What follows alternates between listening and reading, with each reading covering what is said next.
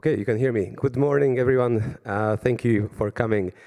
And welcome to the fourth day, day 4 of the CE Sustainable Finance Summit. Day 4, yes. I actually feel like I'm moderating a festival now after 4 days, which we actually could call it Sustainable Finance Festival, maybe Linda, for next year.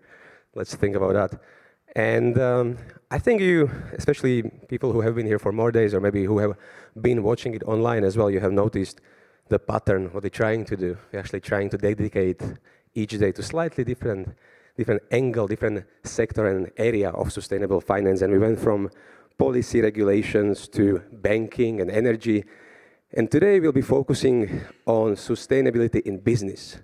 Sustainability in business, what it means exactly, what ESG means in practice, what it doesn't mean as well.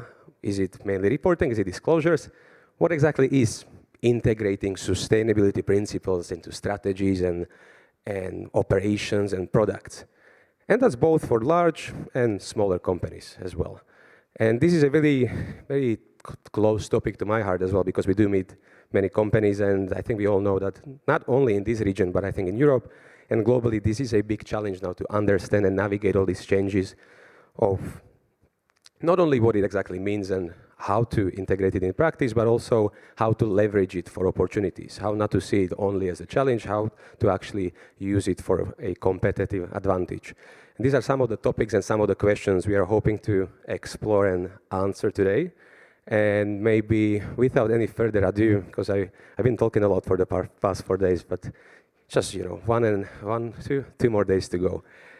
So without any further ado, I would like to invite my colleague, Karel Voldřich, to open this day with his keynote and maybe tell us more about your experience with dealing with this topic and working with companies. Good. The floor is yours, Karel. Thank you. With pleasure. Thank you, Julian. Just, by the way, you're not talking too much, not only this week, right? Hello from me as well, and welcome. Thank you for coming.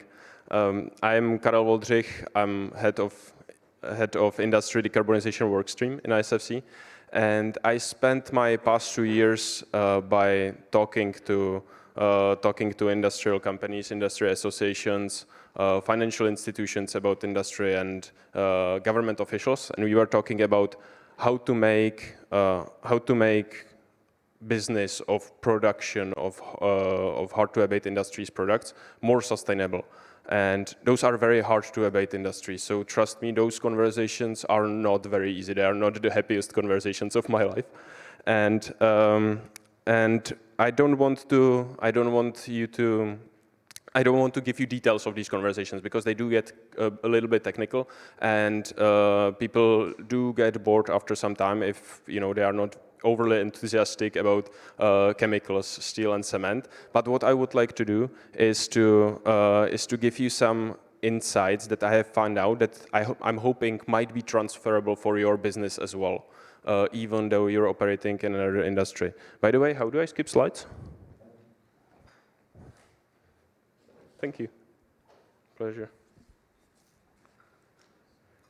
So if you are interested in those technical details, coincidentally and luckily, and it's not really coincidence, it's not really luck, this is very well planned, we are publishing our study on decarbonization of hard-to-abate industries today. And what we are doing is we are building a policy and financial roadmap. So we are trying to suggest some steps which would help to decarbonize those hard-to-abate industries. It's specialized on the Czech Republic only, so I'm hoping it will be very tailored. I see, based on the number of phones that I see, you understood that a QR code will lead you to a download of this study. So if you are interested in more details, feel free to download. I will wait for the phones to disappear. Okay, and if you want to see a copy of the study, it's outside, and you can reach out to me, and I will be happy to give one printout to you for sure. So what I have digested from my conversations are 3 elements of successful transition. I know that this is extremely simplifying topic of my presentation, and so these elements are quite general in order for them to be applicable.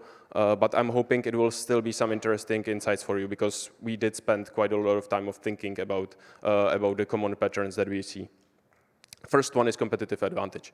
What I hear quite often is you should view transition to sustainability as a competitive advantage. Sustainability will increase our competitiveness, and I was always wondering how exactly is that going to happen? Because what I see in heavy industry is that you have to pay additional money for emission allowances, you have to pay more expensive energy due to emission allowances, and you are subject to more regulation, which is of course cost as well. So I'm wondering where does exactly the competitive advantage, where does it lie?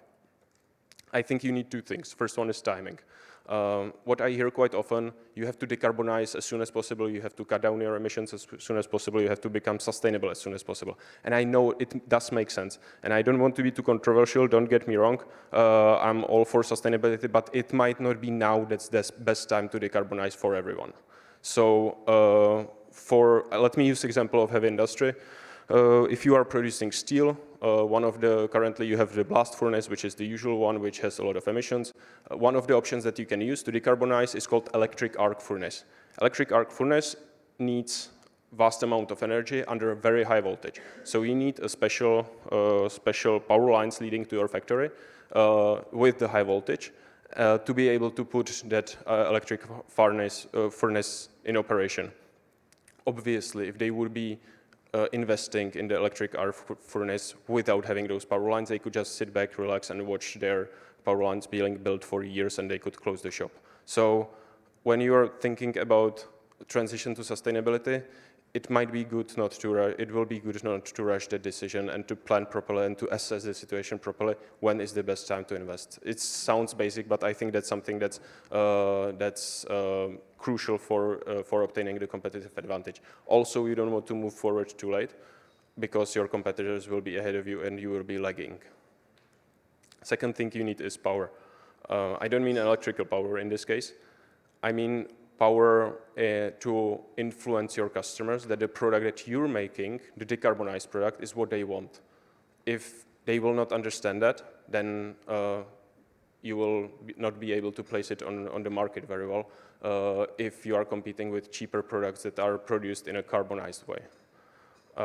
Or it can mean power to influence your competitors, that they have to move in the same direction that you are moving. I have a good example of that, which is CBAM. We will be having a panel about CBAM right after this keynote. And CBAM is a regulation that's coming into force in 2026. And it will push importers into European Union from other regions to pay for emission allowances as well. So it will put the market straight, and the importers into European Union will have to decarbonize as well because they will be paying for their emissions as well. And this is a good example of the European Union using its incredible purchasing power to push other regions to follow the same regulation that we are following, which means that 27 different regulations, 27 different states is not a power. This is power. Our purchasing power to push the others to do the same things we are doing and be one step ahead of them. And second thing, and I know this sounds a bit cheesy and I apologize, but I have a good example of that, is cooperation. The transition to a sustainable business model is a major undertaking, and you will not be able to do it on your own. You need to follow up and cooperate with your partners, with your suppliers, with your customers, with your bank, to make sure that you are all on the same page and you are following the same target and you are trying to achieve the same thing. I have another example of that. It's not really from commercial business, but from commercial area, but it's from commercial slash, let's say, policymaking space. One of the substances that you so sorely need for decarbonization of hard-to-abate industries is hydrogen. I suppose we all know that. Is particularly for chemical and steel industry, you need vast amounts of hydrogen. Currently, the hydrogen strategy of the Czech Republic is insufficient in both its goals it sets and its level of detail it uses to describe the ways how to get to these goals. That's why Ministry of Industry and Trade is working on a new strategy. Historically, a lot of these strategies were generated in a way that it was document generated by policymakers and pushing something to the market, pushing something to the industry. This one is, or it's definitely not the only document that's generated in this way, but in this particular example, what's happening is there is very intense communication between the industry and the Ministry of Industry and Trade to make sure that this document is accepted by both sides, because that's the only way how to make sure that it's realistic and it's achievable. Otherwise, it will be just good for starting a fire or something. Third element that you need is leadership and strategy. Transition to sustainable business model is not going to be easy. You will have to change your business processes. You will have to upskill your employees. You will have to maybe change some suppliers which are providing the products that you're looking for. You will have to look for new market segments. So it is not going to be easy. And in order to get through that process, what you're going to need is a solid strategy and a strong leadership. Barack Obama, when he was leaving his office, he was asked, so what's your next step? How can you follow the most powerful role in the world? And he responded with a single sentence, which was you must have a strategy. And that's my point. At any single point in time, you must have a strategy what you want to achieve. You might find yourselves in a situation where when you find out that the strategy that you originally designed is flawed, you will have to change it, and you will have to, based on the changing circumstances, you will have to change the way that you're going. In order to be able to do that, you need someone who is bold, who is willing to take the risk of setting the strategy of failing and powering through when the situation is not easy. You will have to find someone who is able to recalibrate the strategy when it's needed. And when I say you, I mean we, because that doesn't apply only to your companies, where you will have to place the proper strong leadership, but also to our states. We will have to elect the proper leaders of our governments, of our states, to lead us through this difficult journey and difficult times, and successfully achieve the transition to sustainable business model.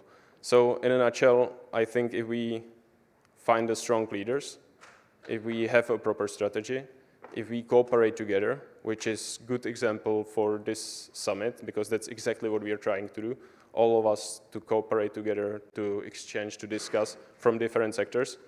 And if we will manage to obtain that competitive advantage, I think that's then the transition to sustainable business model can bring us to higher level of competitiveness. Otherwise, it's not going to happen. That's it from me. Thank you very much.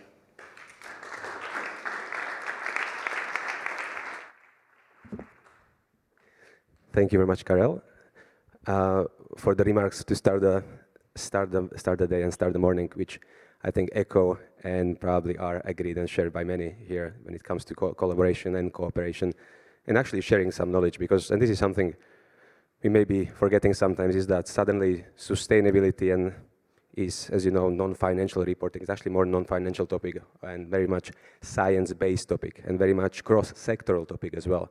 So it is about upskilling, it is about learning new things, and actually it is about learning and sharing knowledge across sector and across companies and trying to somehow navigate through these complexities together. But without any further ado, maybe just to mention, because Karel mentioned that the next panel is CBAM, which it's actually not. CBAM panel is at, I think, 1 p.m. So just to, I'm not sure if the moderator of the next panel got really scared now. But, so this next panel is still indeed on the European Green Deal and Fit for 55, and how can we go from that idea to action. So I would like to invite to the stage Martin L., the Chief Foreign Policy Analyst for Hospodářské noviny, who will introduce the panelists. So Martin, the floor is yours. Thank you, thank you very much, Julian. So I would invite Ayla Kravis, Chief Sustainable Finance Advisor from European Investment Bank.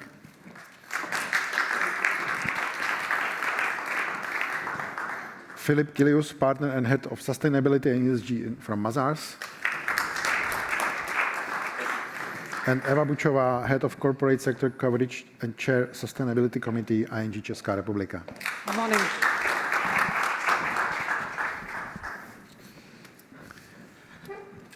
For the very beginning, yes, there is a Slido, so you or those who are watching us online, I was told that there are probably some hundreds.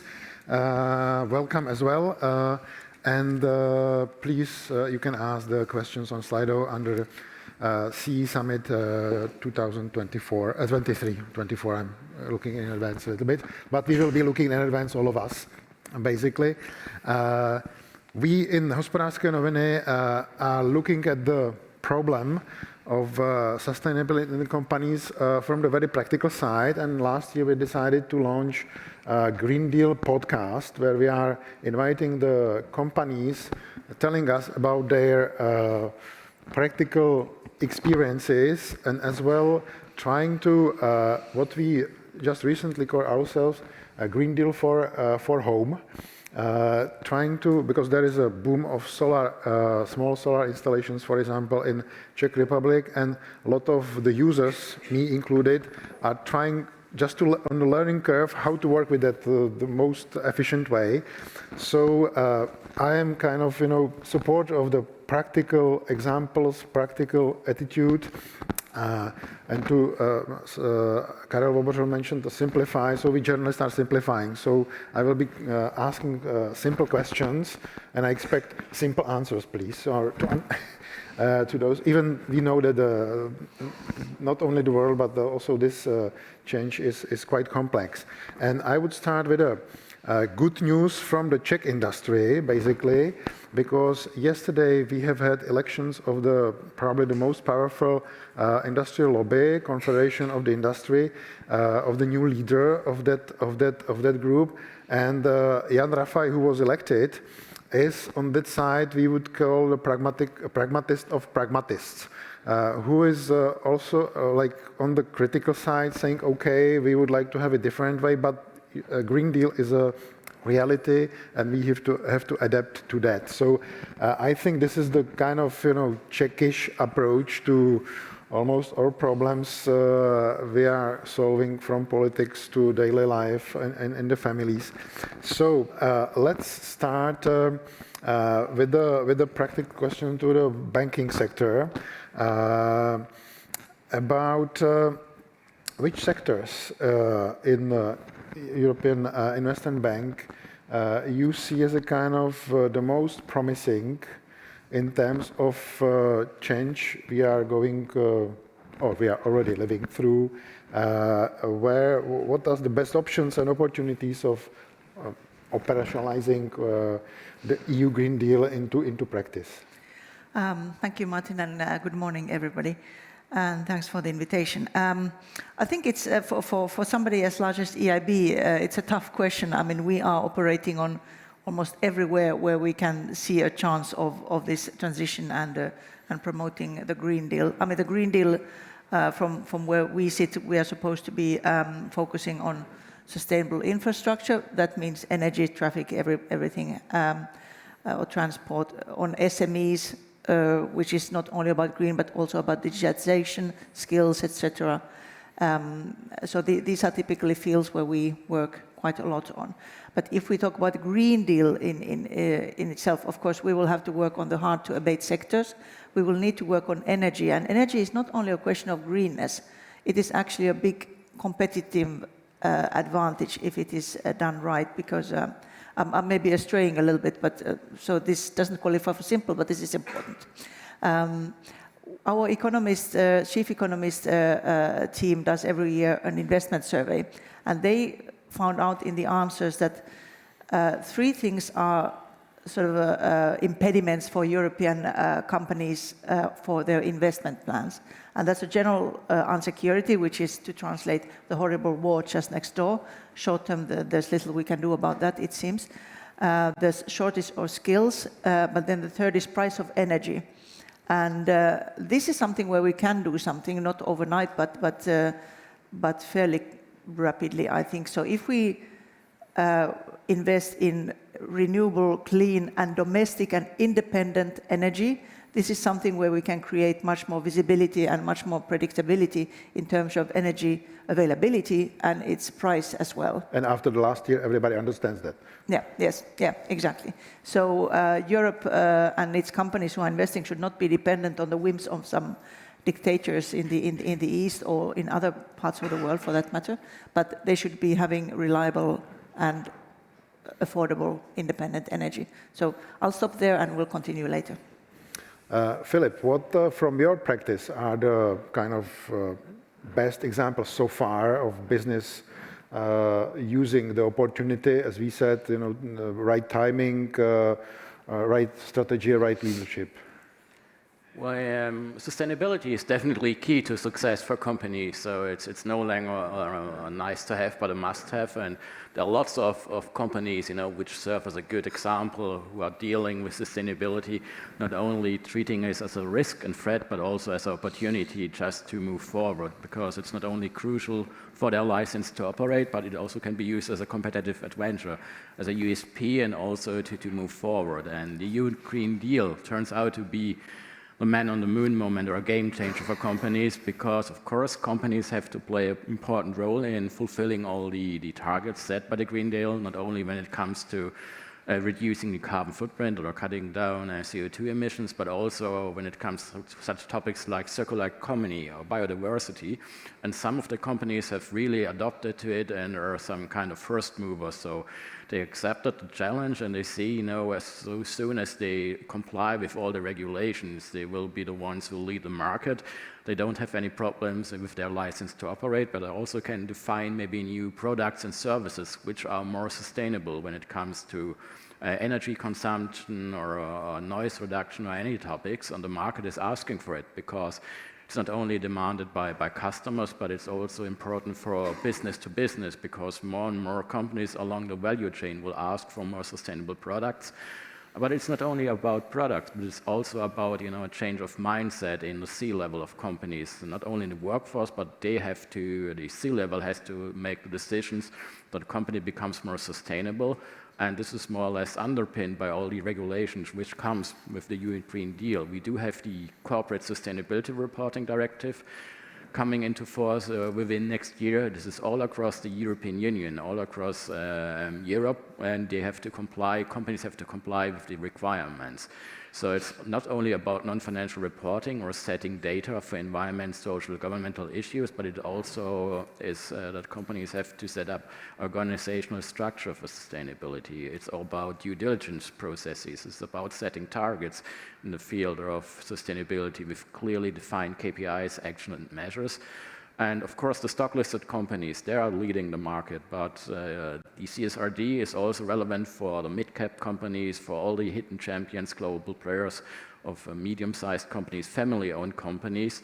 And there are good practices where, the CEO decided, okay, we want to be a first mover, we want to lead the game, and that's why they reallocate all the resources. They do report on sustainability, they have just the right workforce, they have sustainability managers in place, and it's closely linked to the management structure. So sustainability is no longer just a department which is not linked to the financial office or to the human resources department or any other place.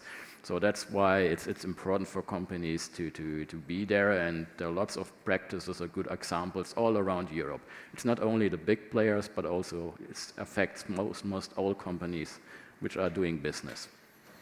Eva, Czechs, not only Czechs, but Slovaks and among the region, this is not the most popular topic. We have organized our first Green Deal Summit last year, and we have had demonstrations from left and right as well, because of the sponsors from the left and because we used Green Deal and we invited Euro Commissioner Frans Timmermans to that. So I see kind of unpopularity of this topic. What are for you as a banker in the Central Europe the main challenges dealing with this in Central Europe? Mm-hmm. We have been dealing with it since 5 years very proactively, meaning really speaking to C-level and trying to trying to explain the benefits of the transition to our corporates in all the sectors, not just those who are emission heavy, but also to others, because at some point everybody will need to transition. Over these 5 years, there is a huge change in the attitude. At the same time, it was actually speeded up by 2 factors. First was definitely COVID crisis, and the second one, EU taxonomy. And actually, EU taxonomy is giving a very good engine into that, because it teaches the companies how to deal with data, how to learn to collect the data within their corporates and the whole conglomerates, and at the same time also see what they can do actually with this data and how they can compare to their peers. And this is what we are trying to bring to their daily practice, really bringing examples from the globe across all the sectors, how it can be done, how the transition can be really done, because in every industry you have already leaders. And I think Karel said it very nicely today. It is about what is really relevant is timing, because indeed this is what we see. Some industries and sectors are immediately ready. Some industries and sectors really need a lot of time and a lot of steps to really transition step by step, and we are trying to help that. At the same time, the EU taxonomy is just ground zero, and this is what we are trying to explain as well. If you believe that you are swamped already by EU taxonomy regulation, it's just ground zero, because it helps us actually just to introduce transparency, so that we know what we are doing, so that we know what precisely is sustainable and what is called sustainable in this world. And all the rest will only follow, and Green Deal is a very good example of really working or introduce regulation, but that regulation needs to be understood, interpreted well, and it needs to be implemented well. And this is what we are struggling with here in the region of Central Eastern Europe. I think we need a bit of more help. We need to get used to the fact, and Karel also mentioned it today, that we need to create alliances. We need to cooperate. Although many also, when talking about financial sectors, obviously for every bank it is a kind of a competitive edge. At the same time, we have also shown a huge level of cooperation under Czech Bank Association when we sit down at one table, 16 banks, and really try to find the ways how to ease actually the situation for the corporates via introducing the ESG questionnaire, because we want to guide them also going forward, so that they first know where to start, where to continue, and what is expected of them from the banking sector. But banking sector is just in the middle of the whole transition, and it actually reflects all the stakeholders' demands. So from that perspective, when it will be required by the banks, it will be required by the whole society. So this was the first step we have done. Now we are jointly going through EU taxonomy step by step and sector by sector in order to find proxies, how to actually gather the right data, how to guide our corporates to really supply the right data, and next to that also how to effectively have comparisons. So, and the next step is obviously stakeholders being the public sector, various ministries, where we are trying to really bring pragmatism into the way how the regulation is being implemented and change the passive approach into proactive approach or active approach. Because the worst what can happen is that we are just reacting to what is coming and our voice is not heard. And this is what we are trying to do in initiatives like Změna k lepšímu, because many banks have actually established Změna k lepšímu or were standing there at the beginning, because we believe that if there is missing role of the state, because as Karel mentioned, leadership is missing, then obviously somebody needs to replace it. And we believe it needs to be the pressure from all stakeholders. And that's why initiatives like Změna k lepšímu. Hopefully I responded at least part of your question. Well, I would stay with you for a while. You know, who would take that leadership, politicians or industry or somebody else? Because we see quite active NGOs on that side. Mm-hmm. Politicians are, at least in Czech Republic, quite afraid to take this mm-hmm. leadership, because this mm-hmm. is the popular, not the very popular question in terms of, you know, how much votes you can gain out of that. So where would you, or maybe a question to all three of you, you know, where this leadership should come from? Mm-hmm. Eva. Yeah, I was sorry. I was just going to continue from what Eva was saying, that all of this Green Deal, green transition, all of this if we talk now about corporates, because I think we are in the business day today, it's not just meant to annoy you. I mean, the reporting side, I'm sure it annoys a lot of people because it is complex, there's no denying that.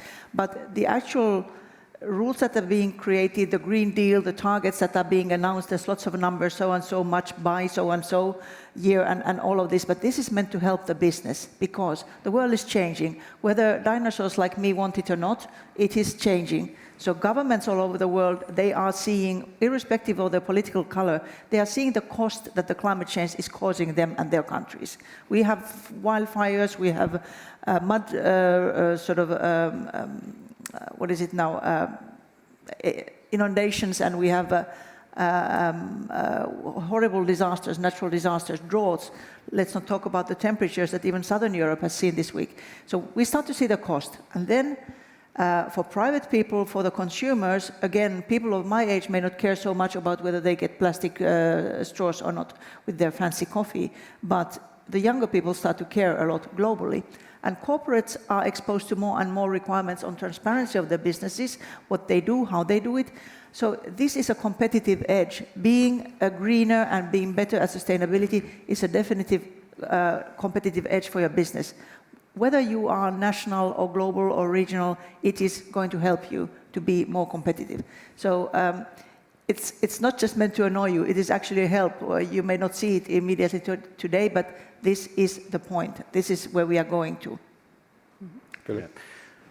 You just ask, where does leadership come? And the good news is in there has been, a change within the companies. I've been doing sustainability for the past 20 years, giving lots of audit-related services or strategic advice to companies. And when I started my professional career, sustainability was, just something which was not of much interest, and maybe there was one guy or lady taking care of it, and then all of a sudden a sustainability department showed up.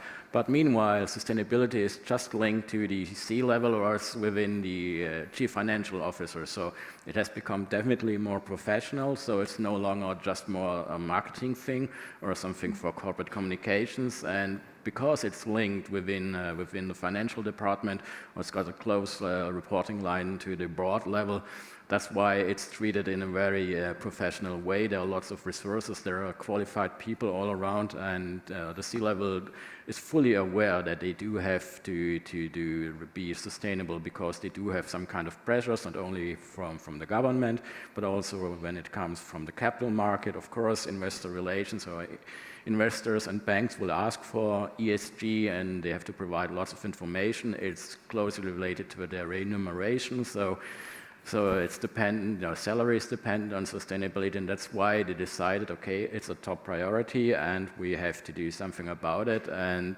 when we do spend money, then we want to be more than compliant, because the market asks for it and also the workforce asks for it. So we do have still the war of talents, and especially, it's very important for recruiting and retaining people, because generation Y and Z, they will ask for purpose of the companies. And in order to get the most qualified people, you have to be sustainable. So that's why the leadership has decided it's a top priority. And once this has been done, then it's pretty clear that they will just do it in a very serious way with all the needed resources. About leadership. Yeah, in terms of leadership, in a most ideal scenario, leadership comes from the business. At the same time, the business has to have a framework which is supporting the transition. And this is something which we are trying to build now. Because business, indeed, we had sustainability efforts from the business on the back also of other stakeholders, as you mentioned, and NGOs, think tanks. However, the business itself can do a transformation only up to a certain level. And when they reach the maximum, they really need all other stakeholders to join the game. And this is what has been happening. That's why the business momentum for sustainability was not that quick and not fast enough, because it really needs cooperation of all the stakeholders. So now we are there. Green Deal is supposed to introduce such a framework, the global governments, the local governments to really implement it. At the same time, now also involving a financial sector, because obviously somebody needs to finance the transition. And it's not just multinational money, but also national money in the form of loans. At the same time, what we see in terms of leadership, what is very relevant is that at the national level, you know where you are heading. And obviously, we all have now ambition, 55% reduction in 2030. At the same time, it's not enough just to have this target, because it's too untouchable. For example, what we are trying to do is to establish sector policies, because each sector contributes different way to the overall emissions. And ESG is not just about environmental, it's also social and governance, which is being forgotten a little bit, because obviously the major focus is to cut emissions as soon as possible. So what we are trying to introduce is exactly the leadership now can, to a certain level, come from the banks. And it is coming from the banks now, because all the regulation first hit the banks, and now it's translated into the entire economy. But then, of course, you have also corporates and state. And this is, and when you asked me at the beginning, what is the major concern? First is obviously a negative attitude towards everything which comes from Brussels and from the European Union. So, but I think we are dealing with it on the back of the energy crisis which was here. I think largest part of the population really understood why is it important, the transition itself. So that's one thing, although it might always just stay in energy, but lucky enough it's not the case, so it's translating into other parts as well. So that's one thing. And second thing, it's, what was it? Is obviously fear. Because it's the transition which we are going through now is about changing everything what we do. It's about redefining business models, it's about redefining the way how we live and how we do business. And I think this is something which really creates a lot of fear. We are not used to work in an unpredictable environment. And now transition brings, although it is a competitive advantage, we all say that, but what is behind is also a huge amount of unpredictability and uncertainty. Just a couple of examples, and I think Karel mentioned it, in the industry. Yeah, if I'm a steel producer, okay, I decide that I invest into the electric arc, but there are many other things I need to do other than the electricity or power in general. I need to redefine precisely the way how I'm working, because then I need to collect steel from the market. There is no infrastructure for that. I need to create, if I want to be a leader in that industry, I need to create the whole ecosystem from the scratch. And this is what is creating the most hassle and hesitation, because it really takes a lot of time, effort, thinking, and what I have a feeling is missing is to sit down, science, business, and regulation at one table and along with finance. And the science as such, I'm missing here, in Slovakia, Czech Republic, and in the region itself. Yeah, because we are very science-based people, so we are looking for science to effectively confirm that this is the right thing we are doing, but we are not including science in strategic decisions of the state. We have seen that during the pandemic, for example. Exactly. From the Brussels are not coming only regulations, but also money. EIB sitting on the big pile of money. And usually the Czech, I'm speaking with the Czech or Slovak or Polish entrepreneurs, or basically big companies from energy sector mainly, they are kind of complaining, yes, Green Deal, yes, but we need a lot of money to change all that, because we are the most industrialized economies within the EU. Can we expect from EIB some kind of preferential treatment in terms of financing the Green Deal projects in the Central Europe? Yes. Well, I think there's a lot on the table. There are a whole host of different programs, which I'm not even the best person to go through all of them, because there's so many of them. But in principle, there is the Commission itself who is lending to governments under the different programs, New Generation EU, where 1/3 is supposed to be going to climate and environmental investments, and that, depending on the country, the cost is quite interesting and all that.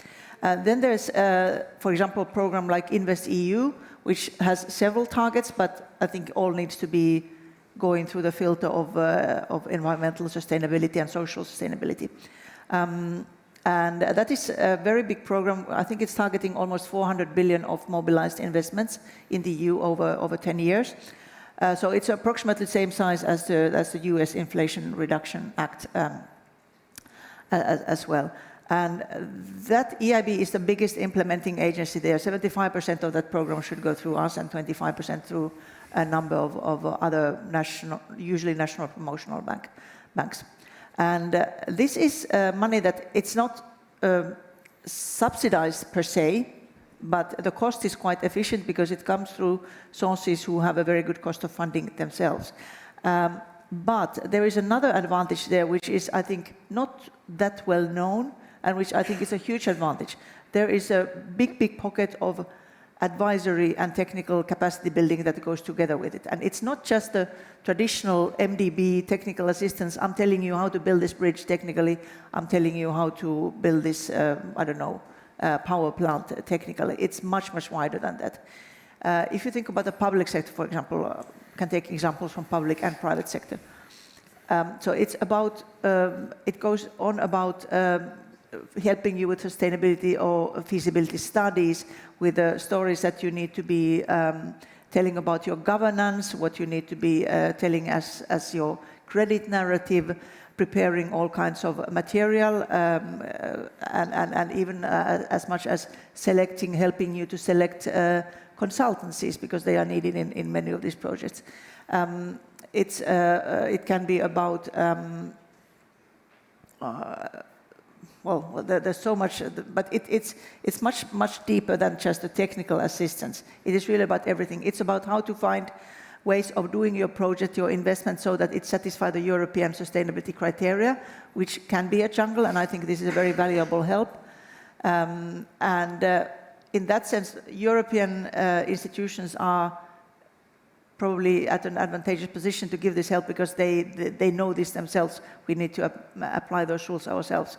And one very important thing is how to best use or get to use the EU funds, because there are EU grants, there's EU blending of grant money and loan money or equity money, whatever it is. We have all the financial instruments going from senior unsecured or senior secured loans going to equity and everything in between. So the instruments are there. There's risk sharing, there's different levels of risk that one can take, but I think one should not think about this technical assistance and this advisory only as very narrow, technically focused support. It is very wide and goes from everything, and can actually be money-wise, financially important for you. So we did, for example, in the public sector, we helped the Romanian government to review and revise and renew their health sector. And there we helped with exactly this feasibility study, with the governance, with the implementation of the plans. We helped I can't remember which country, but it is only this region, which was producing recyclable textile fabrics, how to do this project, how to implement it, how to put it all together to make it bankable, and then also how to find the best ways to use the EU funds that are available for such enterprises. So it's a very big network of financial instruments and non-financial instruments that are out there, and you really should use it, and it's all available there, both for private and public sector. I think this is another thing that people don't always very well understand about somebody like EIB. We are not there for public sector only, we are there very much for private sector. I think we do at least half of our business nowadays with private sector. So just come, and there's a lady of our Prague office, head of our Prague office here, and she will employ everybody necessary to help you with those questions. So I think this is very important to know, that you do need this help probably wherever you are, but it's available there. But I would stick with my question in the sense that this region is going to be hit by this change particularly hard because of this industrialization and old industry share. Can we expect some kind, not only from maybe from EIB, but also from the other European institutions, kind of, if not preferential, then some kind of special treatment in terms of, how to understand, all the, because what you just described is a part of the big jungle where head of owner of the or manager of small SME company cannot kind of understand, so he needs advisors to that. So again, saying, okay, there are money in the Brussels, but I don't understand how to get them, so I have to hire an advisor who will charge a big chunk of this money, so why I should do that? Well, that's exactly what the advisor is doing, for example, telling you how to get access to the best use of EU funds. So direct subsidy, for example, on its loans, EIB doesn't do, but we do, for example, risk sharing at the different levels of risk. Those levels that we do this at, I think, are more favorable than the purely sort of commercial actors would do. These grants are available for different areas and for different cases, but you may need advice how to get to them and what you can get. And if you are sort of eligible, what conditionality do you need to meet yourself or your project needs to meet in order for you to get there? So all of this is very valuable. It's actually worth money in concrete terms, but it's not money that is given to you like this from pocket to pocket. It's a very valuable advice which comes really for free. So there is, like you said, there is support, but you need to know where to get it, how much you can get it, you need to know what you need to do in order to get it. And this is something that we are also offering. Philip, the question from the practice. When I was recently speaking with one manager of one small Czech company, and he was saying, on question of ESG, he said, well, this is another paper I just have to fill, you know, I have a lot of other work to do. And if it will be like 2026, and I don't know if I will be here and the company will be here, then I spoke with another owner of the middle-sized company. And he was saying, we are a family company, so we are trying to introduce it on our own because we like it, and then translating it into the business side. And I was quoting the owner. I was just talking with the bank on this topic, and it looked like that we both are learning how to work with that. So where we are on this learning curve, from your experience from the company side? Well, yeah, there are lots of things to tackle when you want to be a master in sustainability. But the good news is that Rome wasn't built in a day, and it goes the same with sustainability. Sustainability, the implementation of sustainability in a company is a journey. It takes years, and that's the good news, because even the European Union does not expect the companies to go from zero to a hero when it comes to all the regular obligations or the Corporate Sustainability Reporting Directive. It's just important that companies will start their journey, that they will start to define their material topics in the fields of environment, social and governance, and based on that, they will start to report, and they will define their KPIs, their targets, and their measures.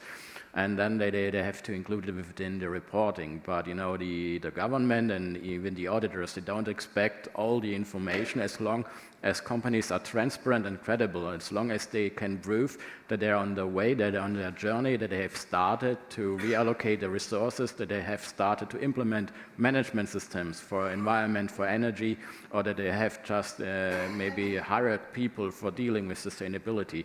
This has to be included in the report, and then you have to demonstrate some kind of continuous improvement over the years. And then you do comply with all the regulations. And sometimes whenever I go to companies who have to report, thanks to the CSRD, because according to the CSRD, companies with 250 employees on average, 40 million turnover, have to report on sustainability. And this is a game changer, because all across the European Union, we do have over 50,000 companies who do have to report on sustainability. There are lots of companies within the Czech Republic who have to deal with it for the first time, and then they will say this can never be done. And we do have pressure from the banks or from our investors, because they ask us lots about sustainability. Of course they will do, and they will ask more and more questions on a yearly basis, but you have to start. And then when you do struggle with sustainability, then it's not a shame to ask someone else who could help you. Of course, there are external auditors and advisors out there, but there are also very qualified people coming from the universities who've been studying sustainability for a long time. And then when you join forces with all your departments, then you can just accept the challenge, and then you will succeed. Because what is most important, companies have to realize that it is something which has to deal with the entire company, so you have to include all your departments, not only finance or the strategy, but also it's an issue for human resources, for product development, for procurement, for IT, and all these people have to work together, maybe for the first time in this special setup, but then, then you will realize that it is not that difficult. That's, key to success. Mm-hmm. We hear quite a lot that there is a pressure from the banks, but also banks are also learning. So where on this learning curve are the banks? How much work we should do on this?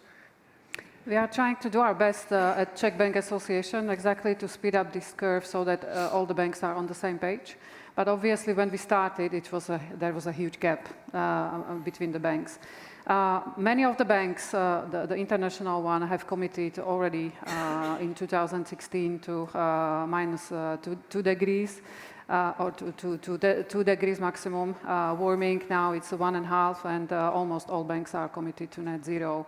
However, obviously one thing is the commitment, the other thing is really coming from pledges to real goals and to real work to be done. And obviously what the banks are trying to do, and on the 3 areas, first, decarbonize themselves. Obviously we are not industry, so we don't emit so much. However, we also need to take the leadership there. We need to calculate our carbon footprint, and we need to figure out how to actually limit it, just like any other corporate.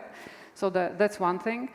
Second, what they are trying to do is also engage all the employees, because sustainability is a behavioral change, and you mentioned it very well, that it includes all the stakeholders. So this is what we are trying to do as well in various ways, so that it's not us on the top level, but it's also every single employee of the bank knows what sustainability for the bank means and what does it mean for the corporates. And then the second pillar, obviously, is our clients. How can we help our clients is first share our example of how we did it. So that's one thing. How did we engage also all our employees, and how did we put them in one room and at the same table? How did we align their interests? And obviously we can share best practice from overall the world as per the sector, how the decarbonization path can be done. And particularly for our bank, we have introduced so-called Terra approach, which is an actually open platform for all the financial institutions, where in the most heavy sectors in terms of emissions, they can effectively screen their portfolios and see what could be the net zero path going forward, and how should they start behaving towards that particular sector and helping it transition. And I think very similar to what we heard from Karel Voldřich, we have also issued a number of principles for sectors like steel or cement or marine, where we are introducing exactly the entire pathway, what needs to be done from end to end to transition. And I think this is the help we can really provide, and obviously finance the transition. So that's another point. And on top of the funds which are available from institutions like EIB or from national or international public funds, we can effectively make a more friendly financing in terms of trying to translate the good and right behavior into reduction of margin. So you have then green instruments and these behavioral instruments or transformational, which serve the transition itself, which are general corporate purpose loans for corporates, where we implement certain KPIs, meaning ESG types of covenants, where effectively corporates commit to simply fulfill these covenants over the time. For every period in that time, which is usually 1 year, we agree how do they progress on these particular covenants, and if they fulfill it, they get reduction of the margin. So that's the utmost we can do, combine the advice together with a better financing condition. But please bear in mind that the banks are not getting grants for that. They are really putting it on behalf of their P&L. So from that perspective, we are also not getting better regulatory treatment. It is about us really reinforcing the transition itself and believing that this is the right pathway for the entire economy. And each bank has a different advantage which it can offer. So you cannot say that you have a general one. And for green instruments, I think what is the experience on green bond market, for example, is that financial advantage does exist, because the investors like the purpose. They are then more willing to compromise on the price. They are more willing to compromise on the tenor. So it might be, it's not a guaranteed advantage, because it always depends on the behavior of the market and on the situation on the market. But since that number of years we have been doing it, it's more than 12 for green bonds, it is proven that it is there. And before I ask my last question, I would just warn audience that you can prepare your own questions. I would stay with Eva. Is it possible to say that there is, in Czech Republic and Slovakia, there is a growing demand for the green instruments, or is it just, a result of push from the regulators or banks that you need something green in your portfolio? Or basically, question is if the Czech, Slovak businesses are more aware that they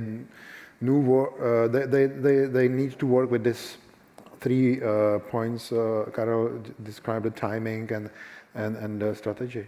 Mm-hmm. You have both sides, obviously. At the same time, what we see more and more is this intrinsic motivation, because the last 4 years were really spent on raising awareness. And also the criteria on the market are rapidly changing, so they are more and more strict. And now when the companies see that it is quickly evolving, they are coming much faster back to us, because obviously 2 years ago you could have a KPI-linked loan without big struggle. Now you have to have an ESG report, ESG strategy. You have to really have a history of the measurement of the KPIs, and you need to have the KPIs audited. So also the requirements of the market are heavily changing. So from that perspective, they need to have a certain level of preparedness. And given the fact that there is EU taxonomy already introduced, there is already data mining phase very intensely either here or behind us, and we are really getting to a stage where there are clear ESG strategies defined, and they are even verified, and there is already best practice in other countries or with other peers what KPIs they are effectively selecting and what they are reporting. It is much easier now for them to really have the base, the comparison, and now they know what are the borders, what are the expectations. So for behavior, I must say that in the past we saw rather green instruments, particularly real estate, particularly energy, because it was relatively easy to define, and it was, and now it is also much easily fit into EU taxonomy. But the behavioral instruments are now, for example, since last year already much more frequent. So companies are, as they are transiting and changing, they see the benefit of having really that push from the bank in form of KPIs and of the public as well. At the same time, these KPIs help them to get better ESG rating. They help them to transform the company culture as such. And next to that, they also gain on the financing. So behavioral instruments are now, and also when you look at the global financial markets, very similar size than the green instruments. On Monday, we have heard how hard it is now to get some reliable data on these new fields. Mm-hmm. Yeah. Any question in the audience? Not yet. Okay, so I will go with my other question, which was. When you introduce some kind of new technology or new product, you have to create demand if you want to sell it. So we saw it with the Apple phones, for example.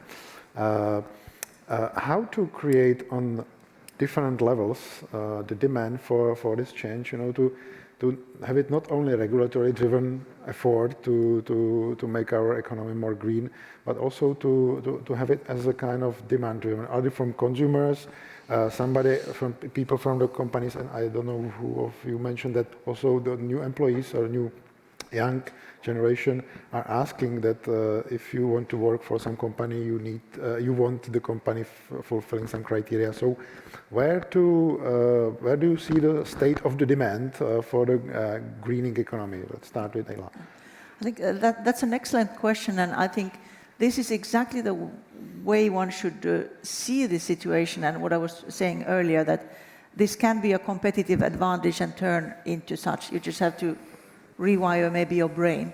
People see often digitalization efforts in being something that we can develop things and do new business and do more efficient business and have maybe higher margins, but somehow this greenness is not yet seen in the same way. I was reading earlier this week an interview or comments from a European company who is producing, the film that you put on top of the solar panels.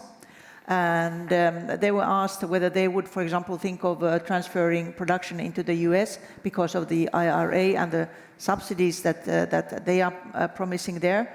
And they said, probably not, because what they do here, they have geared up their production now to the European standards, which are the tightest in the world. And when they have that, they can sell their product anywhere.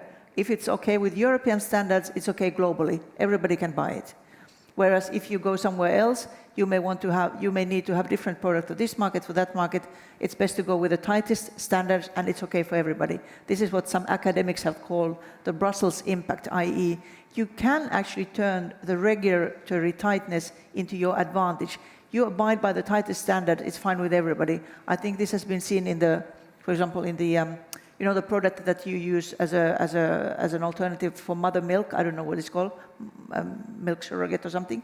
So this is where EU has strictest standards. If you produce it by the EU standards, it's fine everywhere. Whereas otherwise, if you produce it in Asia, it's not probably good for the European market. And so this is something that we have to start to see as an advantage, that our standards are actually a competitive advantage. But I think people see this green somehow. It's something that I need to resist. It's not done just because somebody wants it, though. This is a political agenda. This is about competitiveness. And any investment you do now should be done in that way so that it is part of this green transition. Whether it's an SME, a big corporate, whether it's a government. We are already in the EU, we have a big gap compared to the US, for example, in terms of investments. And this is since 10 years. This is not something new. And they are probably going to see a boom now with the IRA and with the quite efficient tax breaks that they have introduced there. So we should really see this now as a competitive advantage and start to invest. And if you are investing already, then gear up your investments so that they satisfy these criteria as well. So that's my message. Philip, demand side from your point of view. How to create demand, that is a good question. I think we have to differentiate between the different sectors. So when you're, producing consumer goods, there are lots of people who embrace the lifestyle of health and sustainability. So they're willing to pay maybe some kind of extra money for sustainable products with, a clear, path to sustainability where you pay, along the value chain, money to the workforce in less developed countries. So that's part of the business. Of course, within the real estate sector, it's all about green building. So for companies doing project development, so it's almost impossible to sell maybe any properties without highest green building standards. So there's the demand already existing. There is the demand provided by the public sector because companies have to prove that there is sustainability, otherwise they will not win the contract. When they do not have any ESG reporting, do not fulfill any ESG targets, they're out of business. So there's already demand created. And when it comes to business or industrial products, of course, business partners, the OEMs will ask their suppliers to provide the latest technology when it comes to energy consumption or noise or any other issues, because they have to use that kind of machines within their own production, thanks to the EU Green Deal or the environmental targets set for Fit for 55, because energy reduction or cutting down CO2 emissions is just something which is relevant for all the companies doing business within the European Union. So within the European Union, I do think there's demand for sustainable products and services. But on the other hand, of course, it's not only transforming your business model as a company, you have to think where you want to do your business. Because in a globalized world, there are still markets, maybe in Asia or in the Americas, who do not have the highest standards for sustainability. And this is some kind of strategic decision. Of course, you can also try to sell your conventional or your standard products in these countries. But in the long run, all these countries all across the globe will stick to the European regulations or to higher standards in the fields of sustainability. So that is only a matter of time that demand for sustainable products and services will affect every company in Europe. Eva, do you have a special recipe for demand? Because we have quite interesting questions in Slido. Let's go for the questions. Because, speaking about SMEs, this is because now the new regulations are already good or fit for big corporations, banks. We have a kind of a schedule, and when you speak with the people from the small companies or middle-sized companies, they say, well, it's too far away. but should really, and we have a question here, what are the specifics of SMEs in CE region for which the transition may be more costly, eventually even more challenging than for the corporates? Or put it through the other side, would it be advantage for the SME to do it now, even if it's not, demanded, to have a future advantage, future improve the competitiveness in the future? If I may, I would react, because under Změna k lepšímu, we are really looking into SMEs and mid-caps a lot, although we as a bank here take care particularly on the Czech market of large corporates. At the same time, we believe that given the fact that they are transitioning now and they are getting that knowledge, they will also set certain rules for the CE, for SMEs and mid-caps who are in their supply chain. And that's important because SMEs and mid-caps believe that the regulation will hit them later, but effectively, I am afraid it's not going to be the case. Because the big corporates will need to simply make sure and be responsible for the sustainability in their supply chain, and the demand for SMEs and mid-caps to transform will be much faster. So that's one thing. And who will have the biggest problem? Obviously, every SME and mid-cap who is supporting businesses or big corporates who are in the emission-heavy sectors. So that's one thing. And second, their business models might be not just redefined, they might be completely changed. But that doesn't only go for SMEs and mid-caps. There are big corporates who are transitioning completely because their business model in 10 years' time or 15 years' time will just not be there. And I think this awareness is something, and this realization that really this transition might lead to my business not being existent in 10 years is something which we really need to push. Because this is exactly why they need to start thinking about ESG and starting implementing it already now. And under Změna k lepšímu, we have also done an ESG course for SMEs and mid-caps who are part of the supply chains, where all these big corporates are sharing their knowledge, and they are already introducing what criteria they will have for the supply chain. So this course is already navigating them through all ES as well as G parts. And we are aware that SMEs and mid-caps are lacking the human resources as well as financial resources. So support of the institutions like EIB is obviously, in terms of advisory, very much needed. And other forms of supports are being developed as well. And that is in the run. But how to get out of that situation that, the owners or managers of SMEs are supposedly having kind of a fear of feeling that you big corporates plus Brussels is imposing on us something which can destroy our business model at this very moment. So how to talk with them? Mm-hmm. Well, I can feel a bit. I talk to a lot of companies who are just facing all the new regulations of the European Union or on a national scale in the Czech Republic or other countries. But fear is never helpful if you want to tackle all the challenges which are there and you have to overcome. That's why, of course, the owner of a company, some of them, they threaten, just to say, we want to shut down our production, we're going to leave the European Union, we do our production somewhere else where there are no laws in place. But, this is pretty short-sighted and it's not a real option. So that's why we're going to tell them, listen, there are regulations in place, we are part of the EU Green Deal, and there will be lots of regulations, and you can't avoid them because you're part of an international value chain, and the corporates and the government will ask for that. That's why it's always a good idea just to show them, as I just mentioned before, it's a journey. You have to start. And of course, it's some kind of investment, but it's not the way that you have to start, and then you have to implement your sustainability within a couple of weeks or months. It's something which takes years, and then you can just think of how to do the investment.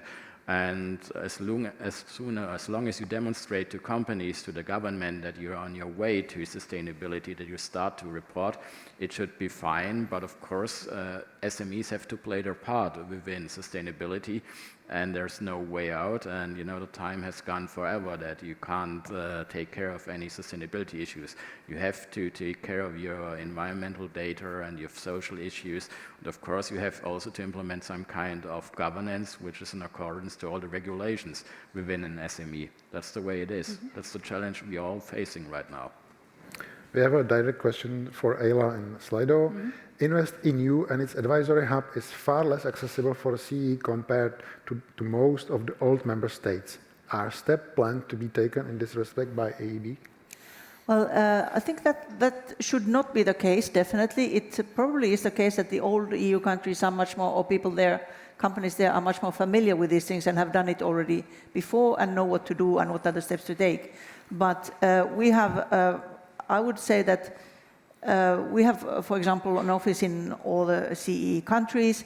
Please go and talk to them. They will be happy to guide you forward how to get there as well for the country, for the companies in this region. There should be no difference between any member countries, small or larger, Eastern or Western or Southern or Northern. That should not be the case. Can I answer something about this EU taxonomy pushing for the green tech as well? I think now disappeared from the screen. It disappeared from the screen. I was exactly trying to... Yeah, yes. yeah. Just to say very briefly, there was Ian who had asked a question that is the EU taxonomy not pushing too much business towards green tech and tech in general instead of the heavy emitting sectors which need to improve? Well, the taxonomy doesn't really push anything, it's just information basically, but I think that I agree that there is far too little focus on the heavy emitting sectors, what should be done about them. And yes, it's true that many of them can never become green per se, but they can certainly improve so that they go into, let's say, an intermediate space, which is where we can live with them in the EU taxonomy language, where they do no significant harm. They are not an impediment to the decarbonization of the rest of the economy, at least. So, but this is a part where there has been far too little attention paid and we don't have definitions. So if you are a heavy emitting sector, you know that you can't go all the way to green, then you are left there wondering, what should I do, where should I go? And I think this is something that legislators, regulators should really focus on urgently to provide some more guidance here. Where do you need to go? You can't go all the way to green. Where do I need to be? We call this at the EIB, we call it the amber transition, i.e. you get out of the brown sector, you become a middle ground. And that is something that, or intermediate transition, this is something that we do need. I totally agree with Ian there. Thank you. We have quite interesting question, but it's for somebody from the Czech National Bank. Would some of you would like to step in? I would probably okay, so I will. There is an example from the Hungarian National Bank, which provides capital relief for the green investments. Shall it be a way for Czech National Bank eventually, or European Central Bank too? There are obviously countries where it does exist already. At the same time, after having really numerous discussions and already a couple of years, not just now, the willingness doesn't seem to be very much aligned with the green focus, particularly because there is no underlying data proving that there should be a capital relief for something which is green, because the risk is the same as any other. At the same time, some of the banks indeed have a history of calculating events of default over a very long period of time, where they can prove that the sustainable companies who invest into sustainable practices and technologies obviously are more resilient. So we are trying really to have this dialogue, but in some countries it succeeds, in some not yet. Interesting question, which is connected with the kind of shift not only to the green, but also to the digital technology.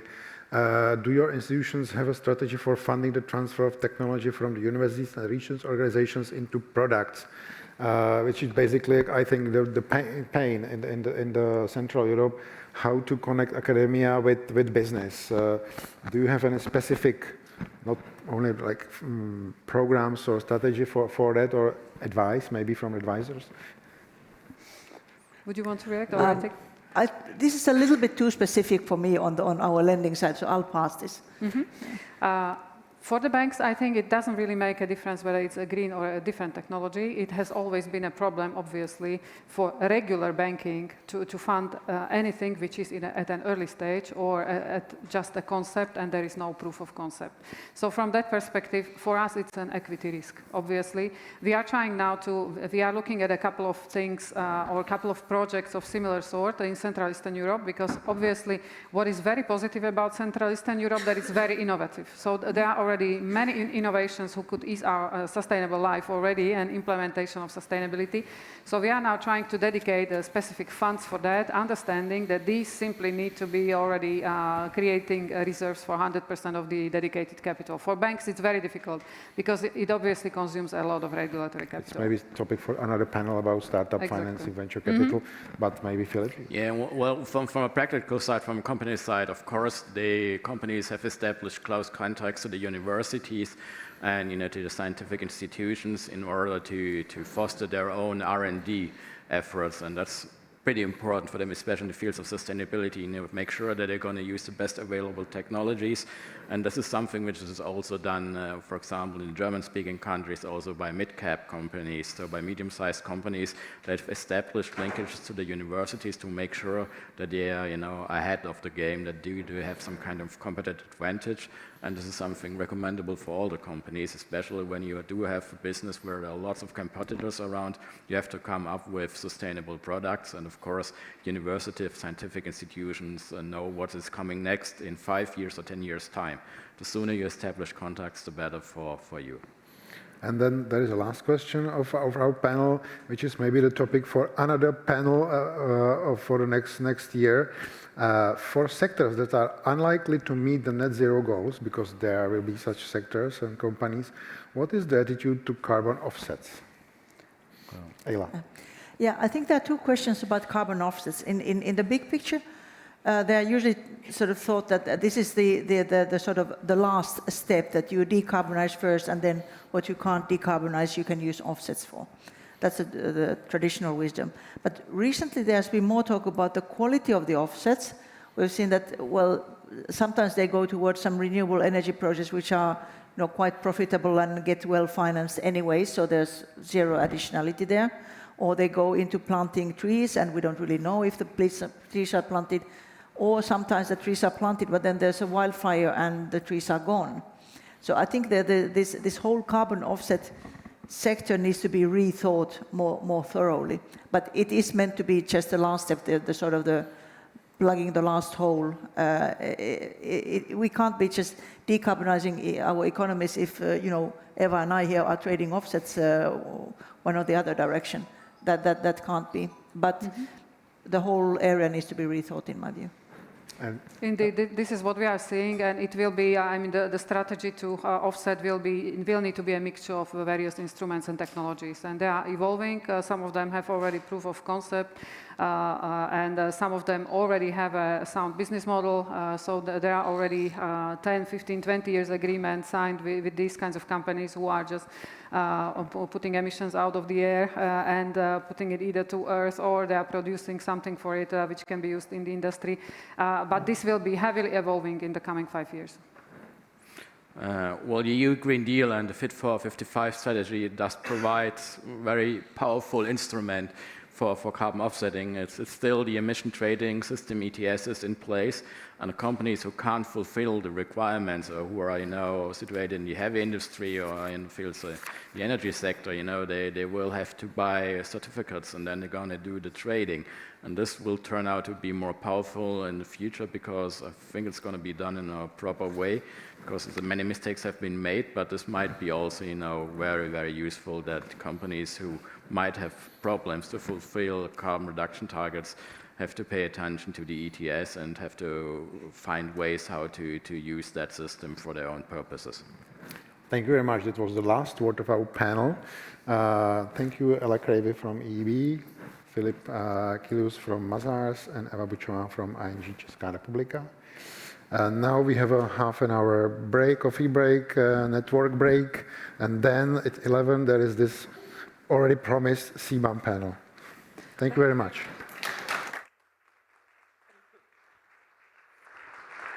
Thank you very much to Martin for moderation, and to the panelists. And thank you, Martin, for doing my job as well, by the way. So there's actually nothing else to say here. Exactly, so we'll be back at 11, so in 30 minutes for the second section of the day, which will be focusing on CBAM and other regulations. And yeah, enjoy the coffee break, and we'll see you soon. Thank you.